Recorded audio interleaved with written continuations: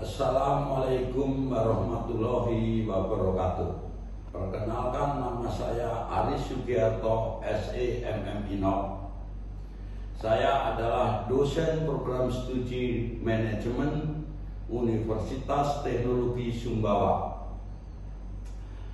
Adapun mata kuliah yang kami ajarkan adalah pengantar akuntansi 2 yang mempunyai nilai atau bobot 3 SKS.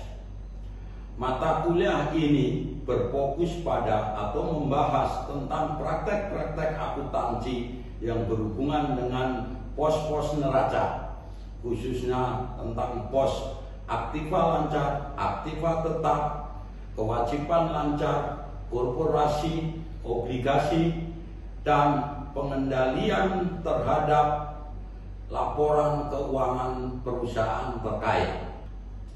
Adapun capaian pembelajaran lulusan program studi yang dibebankan pada mata kuliah ini adalah: 1. Menunjukkan sikap bertanggung jawab pekerjaan di bidang keahliannya secara mandiri. 2. Menguasai konsep akuntansi dan prinsip-prinsip dasar pencatatan laporan keuangan untuk kepentingan pihak-pihak yang membutuhkan. 3. Mengetahui prinsip dan isu terkini praktek akuntansi secara umum. 4. Menerapkan pemikiran logis, kritis, sistematis, serta inovatif dalam konteks pengembangan ilmu pengetahuan atau teknologi sesuai dengan bidang keahliannya. Yang keempat, mampu bertanggung jawab atas pencapaian hasil kerja kelompok dan melakukan supervisi serta evaluasi terhadap penyelesaian pekerjaan yang ditugaskan kepada pekerja yang berada di bawah tanggung jawabnya. Adapun capaian pembelajaran mata kuliah ini adalah: 1. Mampu mengelola dan mencatat transaksi akuntansi sesuai dengan metode dan teknik dengan etika profesinya. 2. Mahasiswa mampu mendiskusikan peran akuntan sebagai seorang profesional dan paham dengan profesinya. 3. Mampu memilih metode dan teknik akuntansi yang sesuai dengan kondisi perusahaan. Yang 4. Mahasiswa mampu mengkomunikasikan ide, berpikir kreatif, berpikir kritis, berargumen logis, berpikir analitis, berpikir inovatif, komunikasi lisan, beradaptasi mandiri, mempunyai komitmen, dan mampu mengatur waktu. Adapun materi di pengantar akuntansi 2 ini adalah: yang pertama adalah akuntansi kas, yang kedua akuntansi piutang, ketiga adalah akuntansi aktiva tetap, keempat adalah akuntansi obligasi, yang kelima adalah investasi dan saham, yang keenam adalah akuntansi firma, ketujuh akuntansi perseroan, serta yang terakhir adalah akuntansi laporan arus kas. Adapun metode pembelajaran yang kami pakai adalah dengan metode: 1. Ceramah, 2. Diskusi, 3. Tanya jawab interaktif. Buku-buku yang kami pakai di sini adalah pakai Warren, yaitu tahun 2008 di pengantar akuntansi 1 dan 2. Yang kedua dari Carroll, yaitu tahun 2015 berdasarkan akuntansi pengantar prinsip-prinsip akuntansi terbitan Salemba, Jakarta. Nah, sedangkan untuk penilaian bobot mata kuliah ini ada 6. Yang pertama adalah absensi atau presensi sebesar 10%, tugas 10%, kuis 10%, keaktifan 10%, ujian tengah semester 30%, dan ujian akhir semester sebesar 30%. Langkah selanjutnya mari kita lihat di micro teaching berikut ini.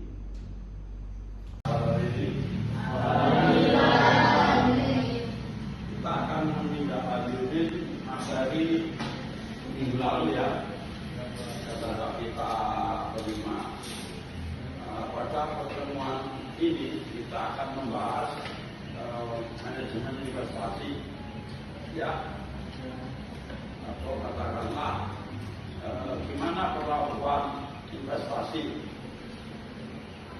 khususnya yaitu di saham. Ada yang tahu saham? Apa saham itu? Ada di pasar modal. Terus bentuknya apa sih saham itu? Surat berharga, bagus. Terus sebagai apa? Sebagai bukti kepemilikan perusahaan, ya. Nah, jadi saham itu adalah surat berharga, ya. Nah, saham ini ada berapa macam? Dua.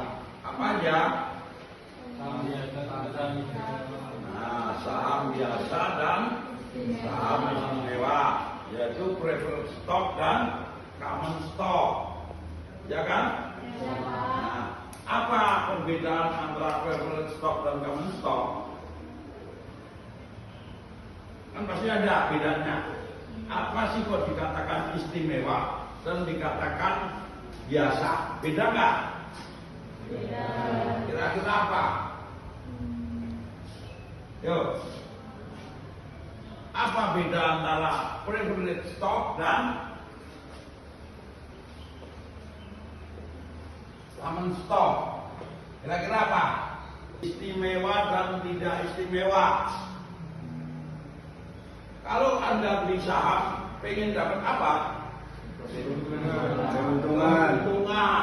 Nah, di dalam pembagian keuntungan ini yang lebih dulu mana yang diberikan? Saham istimewa. Nah, ini akan didahulukan preferred stock. Kedua, kalau perusahaan mengalami kerugian, siapa yang dibayar duluan? Kalau setelah perusahaan akan menjual aset-asetnya, pemilik saham ini mana yang akan dibayar duluan? Preferred stock, betul. Nah, kalau uangnya udah habis di preferred stock, apakah common stock berhak menuntut? Berhak. Apa dasarnya Anda bilang berhak? Karena haknya dia. Yang lain berhak apa enggak? Kan udah jelas uang hasil penjualan perusahaan udah habis, ya kan? Dia berhak? Enggak. Dia enggak punya hak untuk menuntut, ya. Karena makanya harus punya saham istimewa, ini saham biasa enggak berhak, ya. Nah, paham di sini?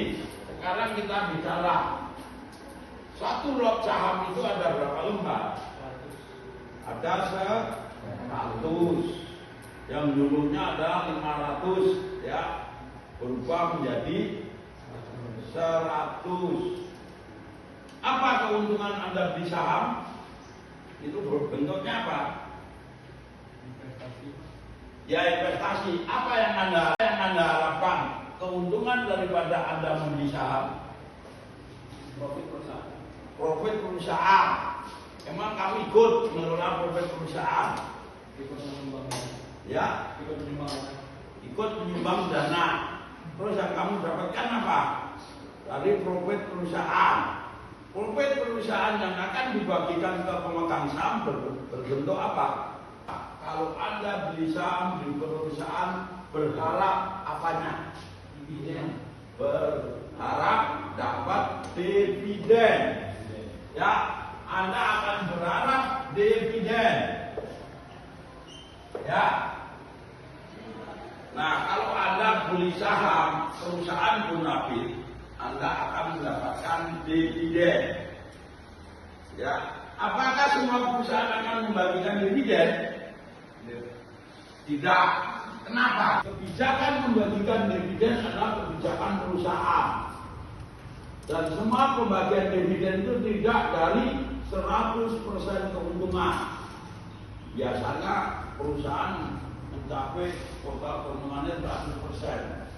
Kebijakan nanti akan ngomong, oh kita bagikan ke pemegang saham 30%. Misalnya untuk nambah modal kerja, ya kan seperti itu. Nah, terus perusahaan mana yang sering membagikan dividen? Anda dengar? Bank apa?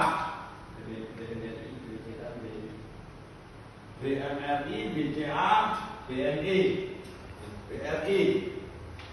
Kalau bukan perbankan, BUMN apa namanya? Bank tadi BUMN, Wika, BUMN itu banyak.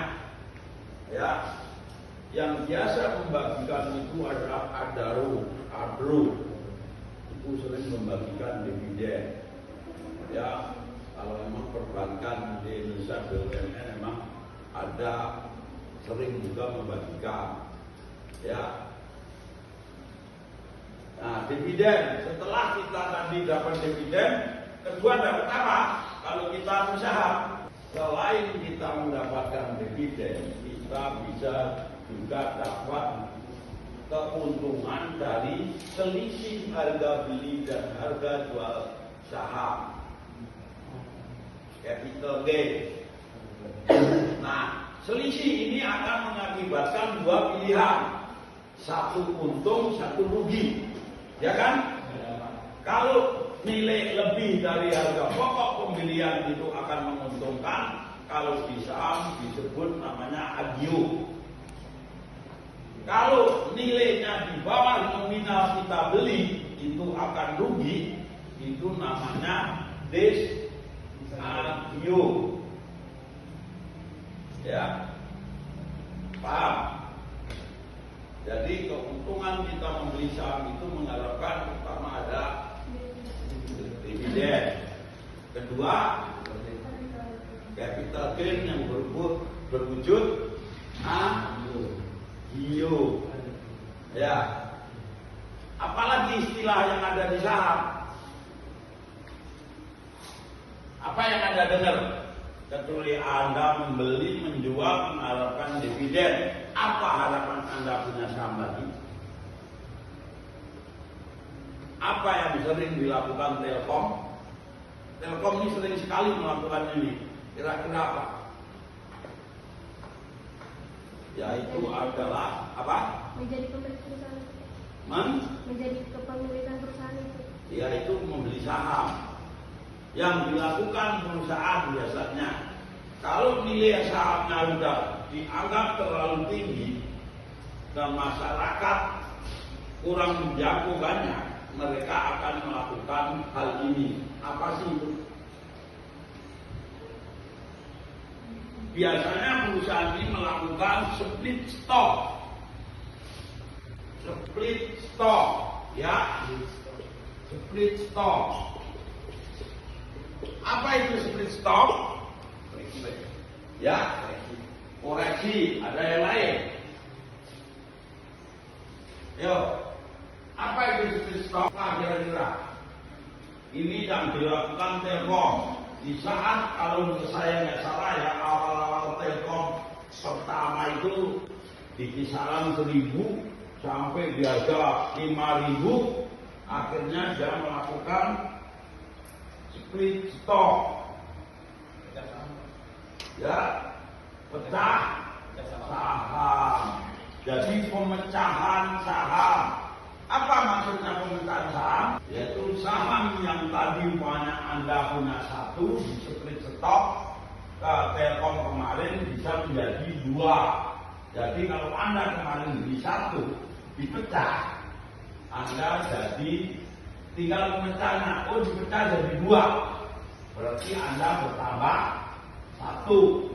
Yang tadi punya 1, Telkom itu melakukan split stock, dia akan menambah saham Anda jadi 2. Paham? Nah, sebagai ilustrasi contoh, kita sekarang ini, Anda misalnya punya perusahaan, ya. Perusahaan A, ini anggap perusahaan Anda semua. Anda orang kaya, ya. Harus mimpi di langit. Amin.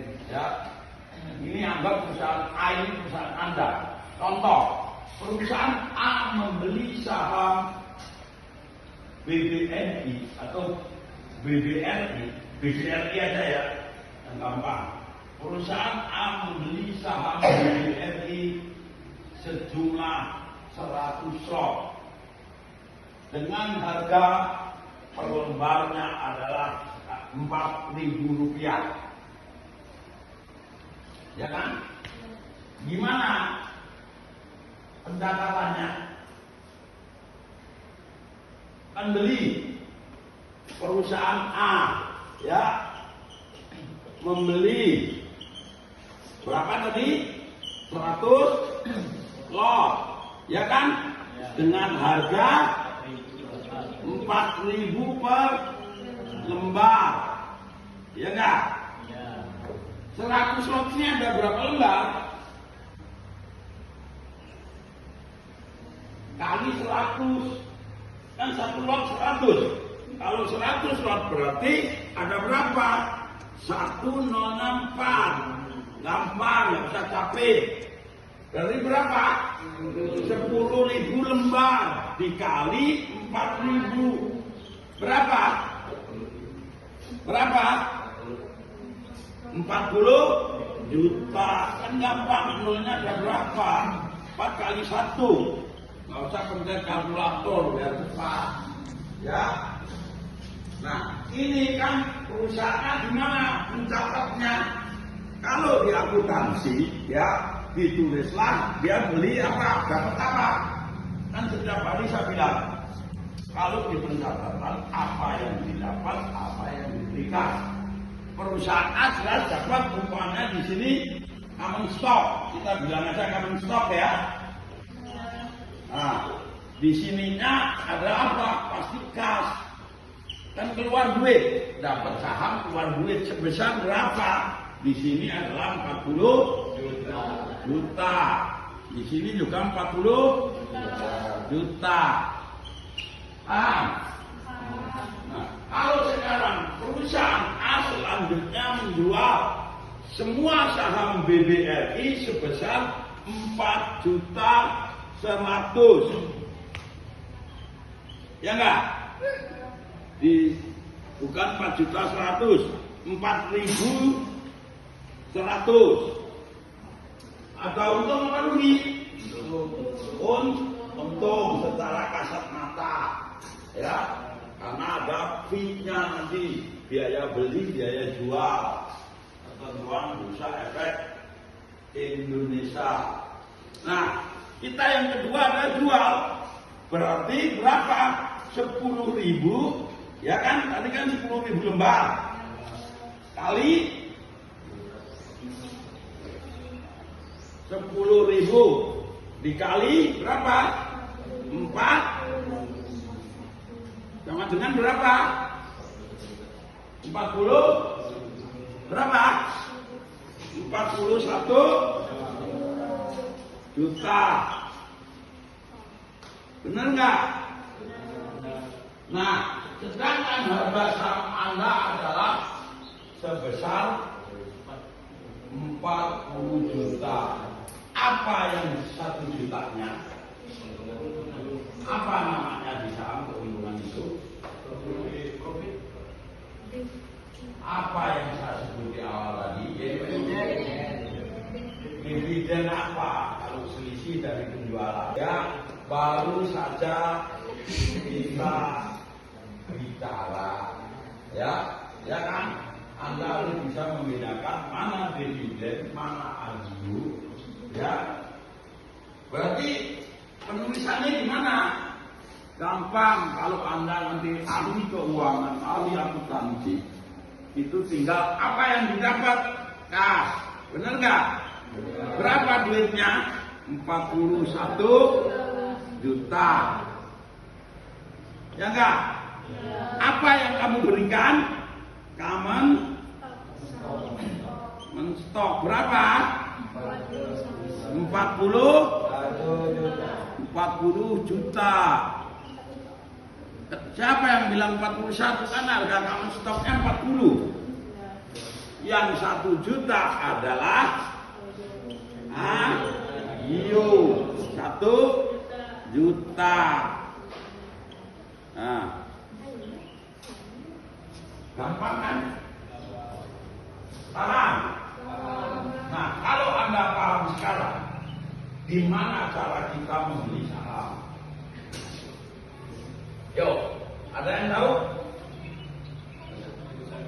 Di mana? Di Bursa Efek. Gimana caranya? Daftar dulu, ya. Jadi banyak pilihan kita untuk berinvestasi saham. Ada yang pakai, kalau BSI itu pakai Blade, Mandiri pakai MOS, Sinar Mas itu pakai Simar Net, ya. Anda ada pilih, tinggal Anda lihat di Google Play, lihat, ya, yang terpercaya. Ya, Anda download aplikasi, kalau saya pakai Blade, ya. Jadi aplikasinya Blade seperti ini, ya. Nah, gimana caranya kita daftar?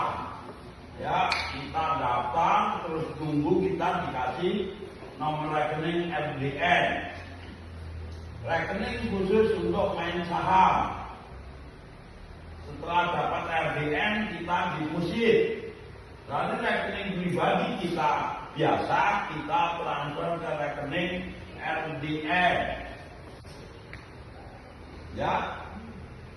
Nah, setelah kita ke rekening RDN, transfer sudah masuk, baru kita bisa membeli saham. Ada pertanyaan? Ada enggak? Apa jelas semua? Jelas? Benar?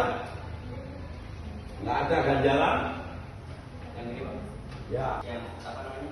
Kalau kami Sebelum berlanjut saya tanya, apa beda saham sama barang? orang itu dia sederhananya dari saham itu. Kata siapa? Siapa yang ngajari? Anda paham reksadana? Sedikit. Nah, makanya kalau Anda gabungan antara waran dan saham itu udah beda. Ya, kamu pemain saham nanti di situ ada reksadana, ada obligasi, ada syariah, ada saham. Jadi nggak bisa digabungkan antara saham dan barang, beda, ya. Paham? Nah, kamu tinggal pilih di aplikasi mau main obligasi, barang ada, reksadana ada, ya. Jadi beda. Ada lagi yang lain? Ayo, ini tentang saham dulu. Karena penghasilan antara waran obligasi dengan saham itu beda. Kalau nanti kita ngomong obligasi, itu kita dapatnya interest, tingkat suku bunga. Bisa juga diperjualbelikan, kan seperti itu. Tapi kalau obligasi pasti, ya, karena jangka waktu kan dengan tingkat interest sekian. Kalau saham ya pinter-pinter kita analisis, ya enggak. Prediksi kita naik, bagus. Prediksi kita kurang, ya, kurang beruntung. Ya. Ada lagi pertanyaan? Kalau dividen itu diputar lagi atau ditarik? Kalau dividen itu ditarik. Kalau sudah perusahaan bilang membagikan dividen per lembar, otomatis uangnya itu sudah nambah ke Anda punya pemegang saham. 3 menit. Ya, otomatis dikasih. Kalau dividen namanya hak kita, perusahaan ngomong hasil Dari tadi rapat keliling. akan membagikan dividen. Disuruh keliling. Ada pertanyaan? Nanti disuruh edit. Ada Ada nggak? teksnya. Siapa yang edit? Masih. Cukup? Cukup jelas? Nah, mudah-mudahan Anda nanti jadi pemain saham yang lancar, ya, bukan cuma sekedar Anda berinvestasi, ya. Udah umur, ya. Nah, jadi Anda benar-benar menjadi analisis saham. Ya, dengan apa? Ya, Anda mulai menabung lah untuk bisa bermain saham. Ya, ada pertanyaan? Kalau gitu, Ya, mekanisme itu kan kita akan menyesuaikan apa namanya IHSG. IHSG. ya. IHSG kan kalau sudah IHSG itu Apa IHSG? Indeks harga saham gabungan. ya Kita menyesuaikan apanya? menyesuaikan buat masuk ke dalam itu. Jadi kalau misalnya IHSG ini merah di bawah angka 10%, itu biasanya pasar itu nggak normal pergerakannya. Termasuk begitu kan, teman-teman begitu. Nah, inilah kalau Anda berpatokan indeks harga saham gabungan itu merah turun. Apakah semua saham akan turun? Tidak. Kalau apakah indeks harga saham gabungan itu hijau? Apakah semua saham naik? Tidak. Ya, saham indeks harga saham gabungan itu lambang. Hari ini ada peningkatan atau penurunan. Itu secara global. Tidak bisa menggambarkan satu saham. Ya enggak? Ada yang naik, ada yang turun. Jadi kembali lagi ke analisis Anda per saham. Ya, coba hari ini kita lihat apa indeks harga saham hari ini. Apakah naik? Apakah turun? Kita lihat saat ini. Nah, hari ini minus 78, merah posisi. Ini melambangkan IHSG.